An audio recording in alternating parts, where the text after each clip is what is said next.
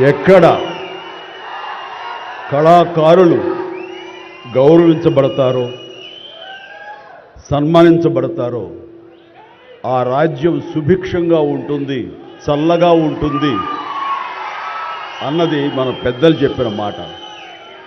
ఈ రోజున ఈ పౌర సన్మాన సభ చూస్తుంటే, ఇంతమంది వేల మంది తరలి వచ్చేటువంటి సభ చూస్తుంటే, ఇంత పద్మ పురస్కారాలతో ఇంతమంది కళాకారులకు గొప్ప వ్యక్తులకు ఇక్కడ సన్మానం జరుగుతుంటే నాకు అది అక్షర సత్యం అనిపిస్తుంది.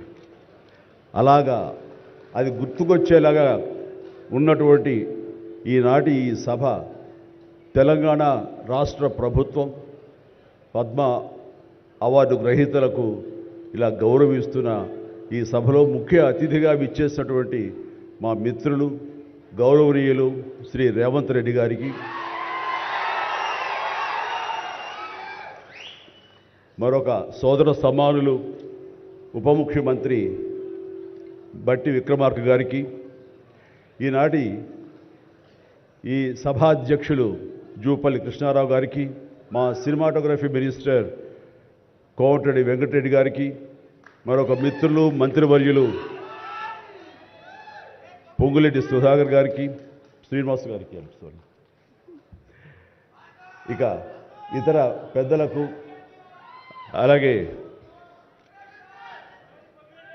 సిఎస్ చీఫ్ సెక్రటరీ శాంతకుమార్ గారికి, ఇతర అధికారులకు, ముఖ్యంగా ఈ సభ ఇంత నిండుదనంగా ఇంత హుందాగా ఉంది అంటే కారణం తెలుగుదనానికి, తెలుగు వేష భాషలకి హుందాతనం తీసుకొచ్చి తెలుగుదనానికి నిలువెత్తు నిదర్శనంగా నిలబడి ఉండేటటువంటి గొప్పవారు, మేము ఆరాధించేవాళ్ళు మన మాజీ ఉపరాష్ట్రపతి శ్రీ వెంకయ్య నాయుడు గారికి, ఇక్కడ విచ్చేసినటువంటి ఆహ్వానితులకు, కళాభిమానులకు, సినీ అభిమానులకు, నా అభిమానులకు అందరికీ హృదయపూర్వక నమస్కారాలు తెలియజేసుకుంటాను.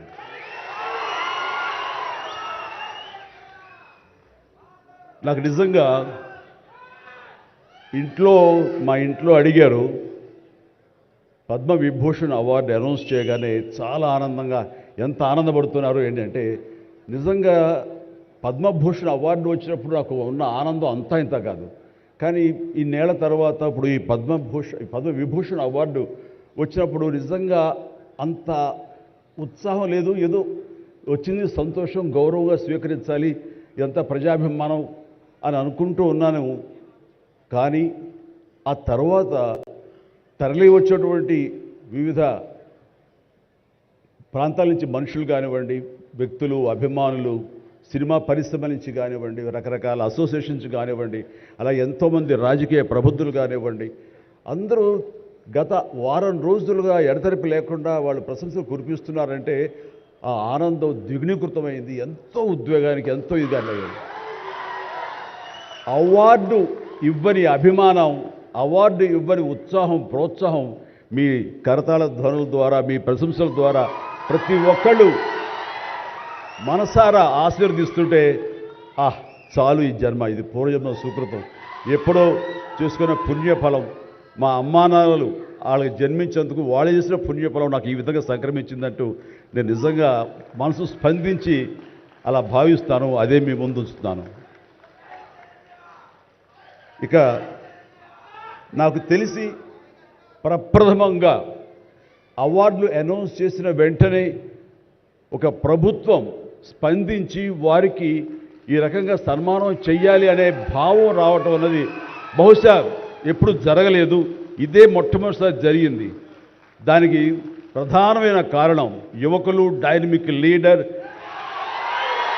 మన ముఖ్యమంత్రి రేవంత్ రెడ్డి గారు, అలాగే వాళ్ళ సహచర మంత్రి వర్యులు, వీళ్ళందరూ ఒక్కడిగా అనుకుని స్పందించిన మనసుతోటి మన వాళ్ళని మనం గౌరవించుకోకపోతే ఎలాగ గౌరవించుకోవాలి అంటూ అన్నది నిజంగా చెప్తాను. సభాముఖంగా వారికి నా హృదయపూర్వక ధన్యవాదాలు తెలియజేస్తాను.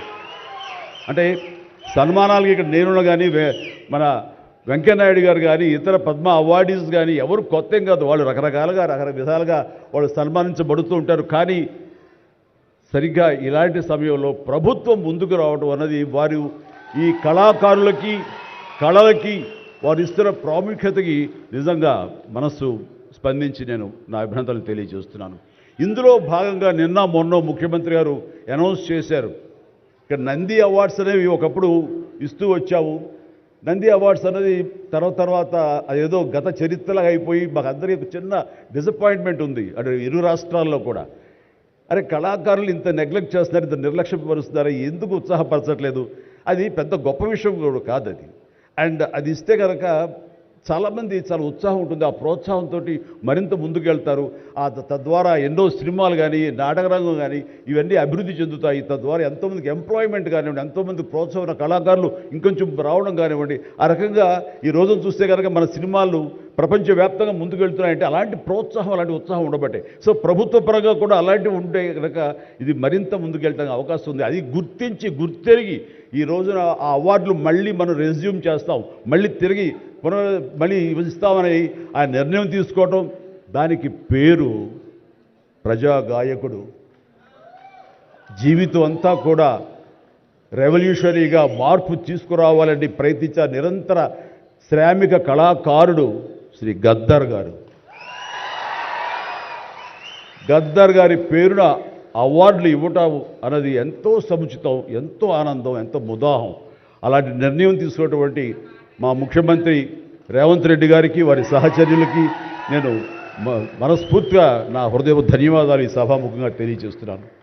అండ్ ఇక్కడ నాకు ఈ అవార్డు రావడం ఆనందం, కానీ ఆనందం మరింతగా ఉండటానికి కారణం మేము చిన్నప్పటి నుంచి ఎంతో అభిమానించి ఆయన చూసుకుని ఇన్స్పైర్ అయ్యాం. వారే స్టూడెంట్ లీడర్గా ఉండి జయాంధ్ర కోసం అప్పట్లో స్టీల్ ప్లాంట్ కోసంగా ప్రయత్నం చేసినటువంటి వెంకయ్యనాయుడు గారు. ఆయన వైజాగ్ కాలేజీలో యూనివర్సిటీలో ఆయన స్టూడెంట్గా ఉన్నప్పుడు ఆయన ఇచ్చిన పిలుపుకి ఎక్కడో నర్సాపురంలో ఉండే మేమందరం స్పందించి స్ట్రైక్ చేయడం అనేది జరిగింది. ఆ రోజు నుంచి కూడా మాకు ఒక లీడర్ లాగా, మా నాయకుడిలాగా ఆయన మేము భావిస్తూ వచ్చి నన్ను అలా మేము ఎదిగాం. ఆయన అప్పటి నుంచి అబ్జర్వ్ చేస్తూనే ఉన్నాను.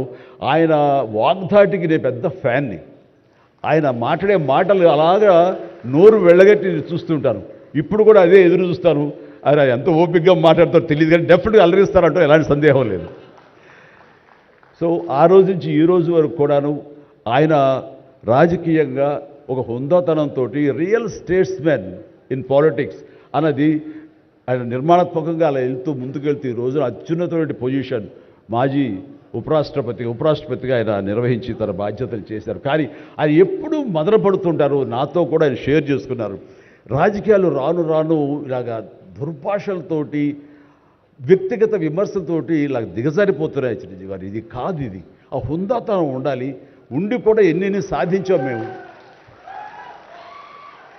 అది ఇదవుతున్నట్టు ఎంత మదన పడుతున్నారంటే వన్ కూర్చున్నప్పుడు ఆయనతో నాతో చెప్పినప్పుడు ఇప్పుడు కూడా అలాగే అయిపోతుంది. అలా అవ్వకుండా ఉంటే బాగుంటుంది అంటే అలాంటి అవ్వకుండా ఉంటే బాగుంటుందన్న ప్రయత్నంలో నేను కూడా మిమ్మల్ని ఇన్స్పిరేషన్గా తీసుకుని నేను వెళ్ళినవాడేనండి.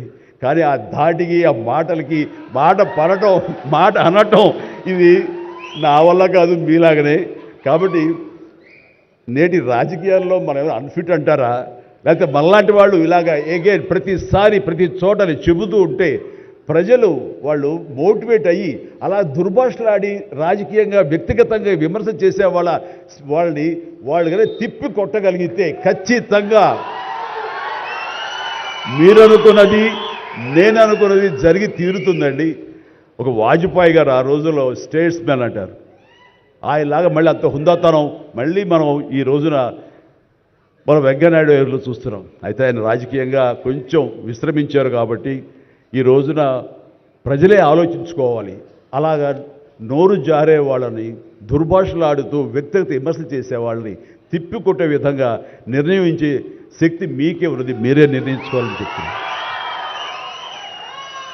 ఈ రోజున రకరకాల రంగాలకు సంబంధించినటువంటి గొప్ప గొప్ప వ్యక్తులు వాళ్ళు గుర్తింపు వస్తున్నా రాదా అని కాదు, అది వాళ్ళ ఇంట్రెస్ట్ కొద్ది. ఈ రోజున ఇక్కడ ఒక్కొక్కడు శిల్పకళాకారులు ఉన్నారు, అలాగే కొన్ని art forms of village rural సంబంధించిన వాళ్ళు ఉన్నారు, సమయ గారు ఇట్లాగా అలా రకరకాల కవులు ఉన్నారు. వీళ్ళందరూ కూడాను ఆ పని చేసుకుంటూ వెళ్ళిపోయి అదే మా జీవితం, అదే మా ధ్యేయం అంటూ అలా ముందుకు వెళ్ళిపోయే దీంట్లో ఈ రోజున ప్రభుత్వాలు గుర్తించి వాళ్ళకి పద్మశ్రీ అవార్డులు ఇవ్వటం అన్నది, పద్మ అవార్డుతో గౌరవించుకోవడం అన్నది ఈ సందర్భంగా నేను వాళ్ళ గుర్తించినటువంటి భారత కేంద్ర ప్రభుత్వానికి నేను మనస్ఫూర్తిగా నా అభినందనలు తెలియజేస్తాను, నా సంతోషాన్ని వ్యక్తపరుస్తాను.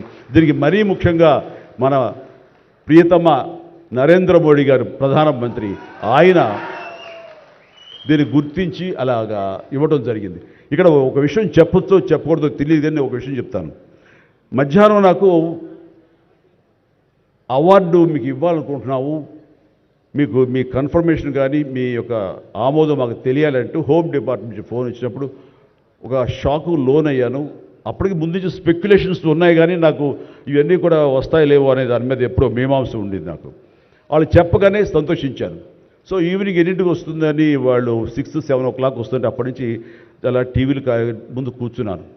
సో కొంతసేపు చూసేసరికి రాలేదు వచ్చినాయి అని గబగబా నేను సర్దుకొని కూర్చుంటే ముందు పద్మశ్రీ అవార్డులు ఒక 34-36 వచ్చినాయి. ఆ తర్వాత నెక్స్ట్ మందే కదా అనుకుంటూ అందరూ సర్దుగా రెండు పిల్లలు గొడవ చేయకుండా కూర్చోండి రే ఇష్యూగా నా పేరు వస్తుంది అంటూ కూర్చాను. అరగంట అయింది రాలేదు, గంట అయింది రాలేదు, గంటన్నర అయింది.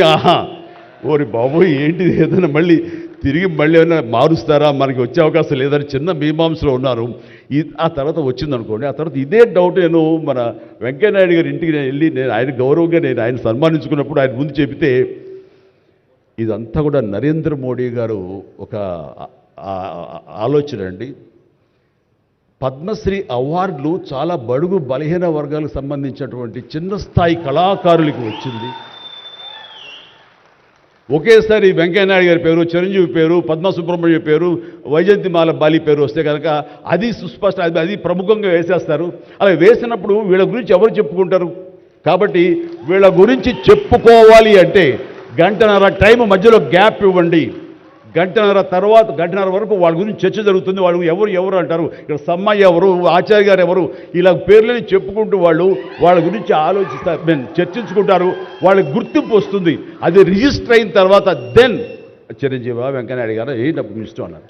అది నిజంగా గొప్ప ఆలోచన, గొప్ప ఇది. వారి గురించి తెలుసుకున్న తర్వాత నాకు నరేంద్ర మోడీ గారి మీద గౌరవం మరింత పెరిగింది ఆయన ఆలోచించి. సో ఇలాంటి సన్మానం జరగటం అన్నది నాకు నిజంగా అత్యంత గౌరవంగా భావిస్తాను. నా జన్మ సార్థకమైందని భావిస్తున్నాను.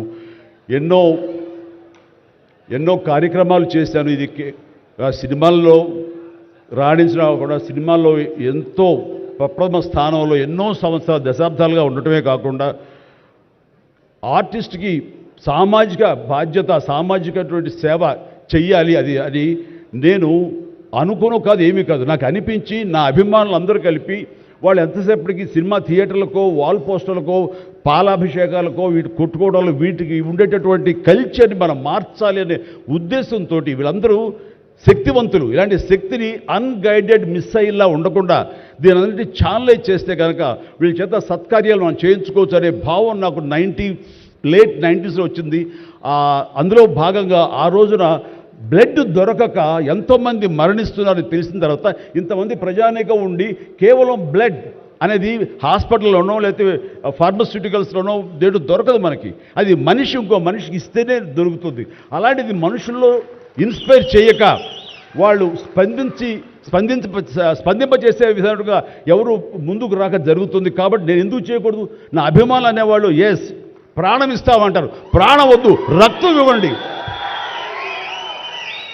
రక్తం ఇవ్వండి అంటూ నేను 25 సంవత్సరాల క్రితం ఇక్కడ బ్లడ్ బ్యాంక్ పెట్టిన తర్వాత ఈ ఉత్సాహం ఏమైనా పొంగులాగా ఉండి తర్వాత చల్లబడిపోతుందా అని అనుకున్నాను. కానీ లేదు, ఒక జీవనదిలాగా సాగుతూనే ఉంది. ఈరోజు కూడా మీ అందరి ప్రభావంతో ఎక్కడ మంచి కార్యక్రమం కానీ పుట్టినరోజు కానీ శుభకార్యం చేయాలన్న ప్రతి ఒక్కరు రక్తదానం కోసం ముందుకు వస్తున్నారు, రక్తదానం ఇస్తున్నారు అంటే కనుక దానికి ప్రప్రథమంగా నడుం బిగించింది నేను, నా అభిమానులు చెప్పలో గర్వంగా ఉంది నాకు ఈ రోజుకి. అలాగే మన కరోనా క్రైసిస్ వచ్చినప్పుడు బయటికి వెళ్ళే అవకాశం లేదు, ఉపాధి లేదు, ఇంట్లో కట్టుబడి ఉండాలి. ఇలాంటి పరిస్థితుల్లో వాళ్ళందరికీ నిత్యావసర వస్తువులకు చాలా కష్టపడిపోతారు అనుకున్నప్పుడు నా ఇతర మిత్రుల సహాయ సహకారాలతోటి నేను పెద్ద ఎత్తున వాళ్ళకి 4 నెలల పాటు మన ఇళ్లలో తినే హై క్వాలిటీ గ్రాసరీస్ నేను వాళ్ళకి అందివ్వడం జరిగింది. అది వాళ్ళు బయటికి రాలేరు, పోలీసులు వాళ్ళు చాలా స్ట్రిక్ట్గా ఇంటికే పరిమితం చేస్తారు, ఏం తింటారు. అప్పుడు నా అభిమానులు నేను ప్రోత్సహించి వెళితే నా అభిమానులు ప్రతి ఇంటికి వెళ్ళి ఆ బ్యాగ్స్ ఇచ్చేవాళ్ళు. అది గొప్పగా నాకు ఎంతో సంతృప్తి ఇచ్చింది. అలాగే ఆక్సిజన్ దొరకని పరిస్థితుల్లో, ప్రభుత్వాలు కూడా చేయలేని పరిస్థితుల్లో, హాస్పిటల్స్ అన్నీ కూడా చేతులు తీసిన పరిస్థితుల్లో నేను నా మిత్రుల సహకారంతో నేను స్వయంగా నా అభిమానులతో వారం రోజుల్లో 32 ప్లేసెస్లో ఈరోజు ఆక్సిజన్ అందివ్వడం జరిగింది. అలాగే కాన్సన్ట్రేటర్స్ ఇవ్వడం జరిగింది. ఇవన్నీ కూడా ఏంటంటే చెయ్యాలనే తపనతోటి, బహుశా ఇవన్నీ కూడాను నాకు ఈ రోజున ఈ అర్హత రావడానికి, ఈ అవార్డు రావడానికి నాకు దోహదపడిందేమో అనుకుంటున్నాను. భగవంతుడా ఇంకా నాకు ఈ శక్తి సామర్థ్యాలు ఇవ్వు, ఈ ఆలోచన ఇవ్వు. నేను అవార్డుల కోసం ఎదురు చూడను, అవార్డులు రావాలని కోరుకోను, లేకపోతే చాలు. వాళ్ళ గుండెలు ఉండే ప్రేమ కంటే ఏ అవార్డు పెద్దది కాదు. కాబట్టి ఇలాగా మిగతా జీవితం సినిమాలు చేస్తూనే ఉంటా, డ్యాన్సులు ఆడుతూనే ఉంటా, ఫైట్లు చేస్తూనే ఉంటా, మిమ్మల్ని అలరిస్తూనే ఉంటా. అలాగే ఈ సేవా కార్యక్రమాలు కొనసాగిస్తూనే ఉంటాను.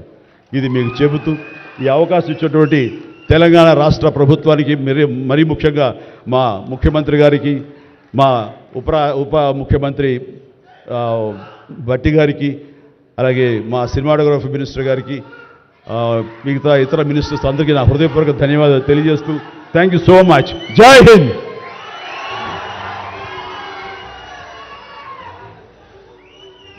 CSR అన్న 3 అక్షరాలకి కార్పొరేట్ సోషల్ రెస్పాన్సిబిలిటీ అన్న